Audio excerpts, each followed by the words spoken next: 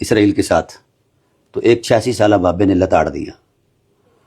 اب وہ اسی پاداش میں ان کو قتل کر دیا گیا ہے, شہید کر دیا گیا ہے, ان کے خاندان کو بھی شہید کر دیا گیا ہے. کمال ہے کہ کوئی بھونچال نہیں آیا, بالکل نہیں آیا, بالکل نہیں آیا, کوئی نظام ڈیزالو نہیں ہوا, ویسے کا ویسے چل رہا ہے. اور جنگ کے عالم میں دوسرا سپریم لیڈر آ گیا. یہاں یہ تو ویسے پاؤں کھینچتے ہیں نا, اس نے 36-37 سال حکومت کی ہے نا جی. ایسی کوئی بات تو اس کے اندر تھی کہ پوری ایرانی قوم اس کے پیچھے ہاتھ باندھ کر کھڑی, اور میں نے اپنی آنکھوں سے دیکھا کہ ان سے لوگ اندھی عقیدت کرتے ہیں. اچھا, کوئی مثال؟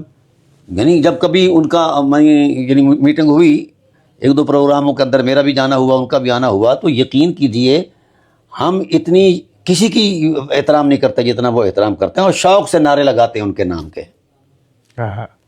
اور وہ علماء اہل سنت کو بڑا احترام دیتے ہیں. اچھا, ایرانی. لیکن ہمارے ہاں اب سنیت کے اندر نا صہیونیت زیادہ داخل ہو گئی ہے, تو وہ صہیونیت تو قدرت کے ہاں بھی قابل احترام نہیں, یہ کیسے قابل احترام ہو؟ اب ان کے پاس اس طرح کا کوئی فکر نہیں ہے. فکر نہیں ہے, یہ ٹھیک بات ہے نا صحیح جی. آپ. وہ نظام پڑھتے ہیں, یہ مذہب پڑھتے ہیں. انہوں نے صرف ان کو کافر کہنا سیکھا ہے, اور اس کے علاوہ کچھ نہیں سیکھا.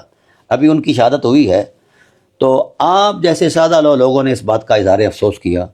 اس پر پاکستان کے ملا جو ہیں وہ سیخ پا ہو گئے کہ ان کو شہید کیوں کہا جا رہا ہے, ان کے لیے مغفرت کی دعا کیوں کی جا رہی ہے.